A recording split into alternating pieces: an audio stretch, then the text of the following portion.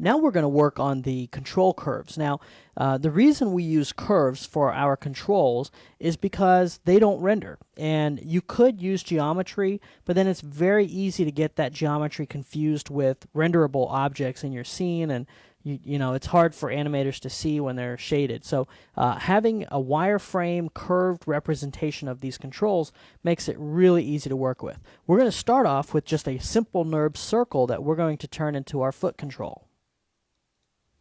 All right, we'll start off by going up here to Create, NURBS Primitives, Circle, okay? And you notice it puts it right there in the origin. What I'd like to do is snap this, okay, to this IK handle right here. And the way we're going to do that is we're going to hold down V, okay? You notice that I got a circle here now. And I'm going to middle click and just wiggle my mouse just a hair right there. And you notice it snapped on there beautifully. All right, perfect. Let's go ahead and resize this circle, okay, to cover the foot a little bit. And if you want, you can go to your control vertexes and move them back a little bit if you want. Okay, this gives us kind of a quick representation of our foot and where our foot is in the whole process of animation here. Okay. I like to kind of push things over like this just a bit, just to let it know that this is on the left side. This is a left-sided foot here, and this will be the right side. Okay.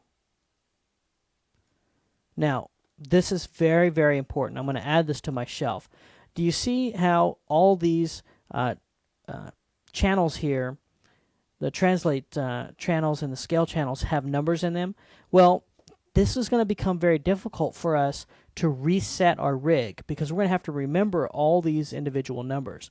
Well, instead, what we can do is go up here to Modify, Freeze Transformations. Notice when I do that, it resets everything to 0 and our scales to 1. So that way, if I pick up this object and I have it over here, all I have to do is type in 0, and it resets it exactly right where I had planned for it to be.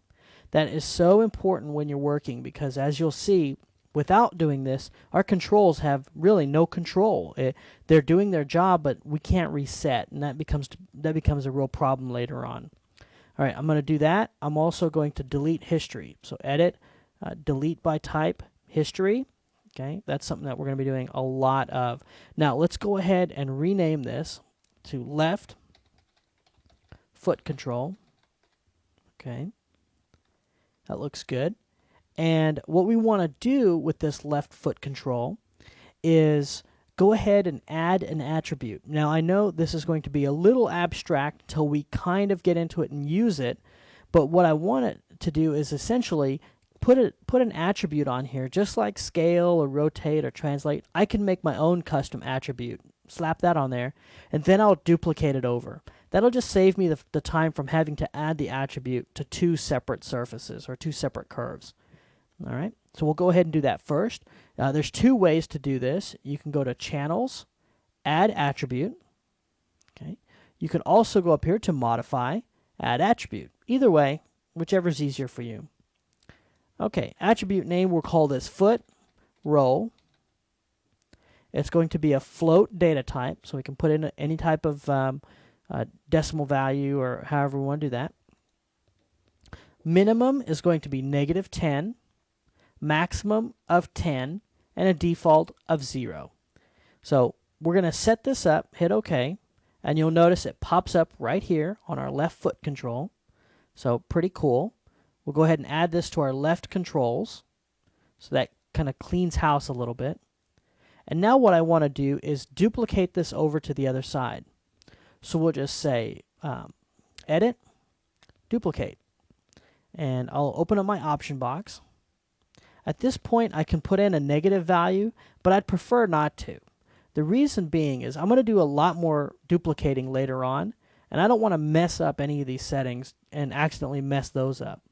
So notice I have a foot that's duplicated exactly like the original, except I want in my scale X to be -1 since I want a right foot. So notice how my toe is now pointing in the right direction. And I'm going to snap this exactly where I want it. So I'm going to press V, middle click, and just wiggle my mouse just a hair to make sure I get it right there on this IK handle. And now that it's in that position, I'm going to freeze the transformations. Okay. So since I'm going to be freezing transformations a lot, I'm going to hold Control Shift and add that to my shelf. So I'll just freeze that to lock it in, and I'll rename this right foot control. Okay, very good. All right, and I'm going to leave the foot right there. I'm not gonna come in there and do the foot roll just yet. I want to go ahead and make the pole vector curves. Since I'm in the process of making curves, let's go ahead and make the rest of them. Now I'm going to teach you a trick on how to use the text tool to create your control curves. So we'll go up here to Create, Text. Okay, we'll go ahead and reset this. And I'm going to choose a font that's a little easier to see. So we'll just choose like this Arial Black, hit OK. And I'm going to do a lowercase r. Create, and there it is. Now, the way Maya makes text is it's got that curve for the R, but then it groups that as the letter R, then it groups it as the word R. So if there were more letters, they would be grouped all under one node. We don't need all those groups. So I'll come over here and open up my outliner, and you can see here I have this little R curve, and then I have a group and I have a group. So what we can do is go over here to Edit, Ungroup, and that will get rid of one group. You see here that's gone. And then Edit, Ungroup. So now I'm down to just this curve, which is nice and easy to use. All right, let's go ahead and hold down Control and Shift and add Center Pivot to our shelf, since we're going to use that a lot. So we'll hit that button, Center Pivot. You notice it puts it in the center of that R object, that little bounding box. Okay, and then we're going to snap this, holding down V. Okay, middle click and just kind of jiggle your mouse a bit, and it'll jump up there to the knee.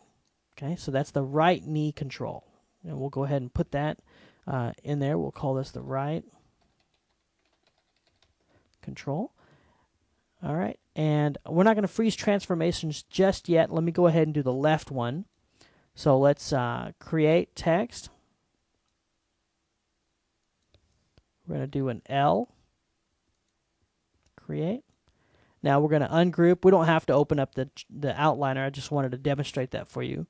So we'll go to ungroup. You can press G again to do that. We'll rename this our left knee control, center pivot, and then holding down V, we're going to middle click up to the knee. Okay. So once you kind of get this workflow down, it'll move really quick for you. All right, let's go ahead and take both of those curves. I just selected those. And we're going to move those out in front, just like this. And we're going to freeze transformations. Perfect. Add those to the respective layers.